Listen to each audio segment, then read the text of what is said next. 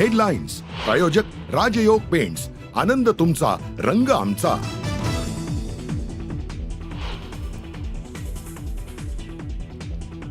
5 ते 10 वर्ष कर्जमाफी होण्याची वाटच बघता कर्जमाफीचे पैसे मिळाले तरी लग्न साखरपुडे करता. कर्जमाफीच्या मुद्द्यावरून कृषी मंत्री माणिकराव कोकाटे यांनी शेतकऱ्यांना सुनावलं. राज्यात ठिकठिकाणी अवकाळी पावसाचा तडाखा. महाराष्ट्रावर पुन्हा एकदा अवकाळी पावसाचं संकट. फळबागा आणि पिकांच्या नुकसानामुळे बळीराजा हवालदिल.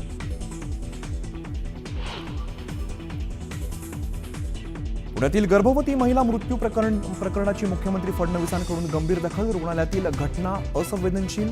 घटनेचा तपास करून कारवाई करण्याचा इशारा.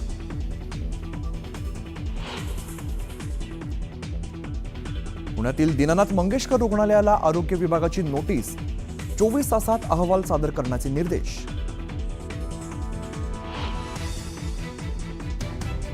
दीनानाथ रुग्णालयाविरोधात पतित पावन संघटनेसह सर्वच राजकीय पक्ष आक्रमक. बोर्डाला काळं फासलं. प्रतिकात्मक तिरडी तर रुग्णालयातील अधिकाऱ्यांवरती फेकली चिल्लर. दोषींच्या अटकेची आंदोलकांकडून मागणी.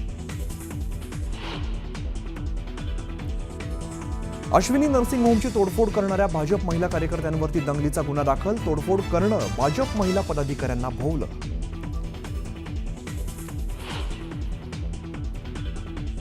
अभिषेक घोसाळकरांच्या हत्येनंतर प्रकरणातील प्रमुख साक्षीदार लालचंद पाल यांना जीवे मारण्याची धमकी. वर्षभरापूर्वीच अभिषेक घोसाळकरांची झाली होती हत्या.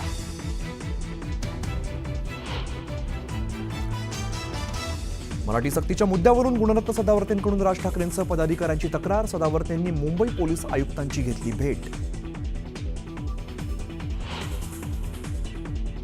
बारामती शहरातील मेडिकल कॉलेज जवळच्या एका हॉटेलवरती काम करणाऱ्या युवकाला तरुणांकडून बेदम मारहाण. मारहाणीचा सीसीटीव्ही व्हिडिओ समोर. आरोपींचा शोध सुरू.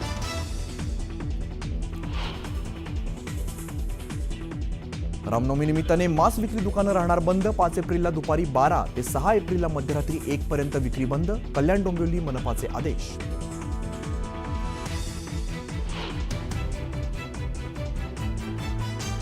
वक्फ विधेयकाविरोधात सुप्रीम कोर्टात काँग्रेस खासदार मोहम्मद जावेद यांच्यासह ओवेसींकडून ही याचिका. विधेयकाला सर्वोच्च न्यायालयात आव्हान.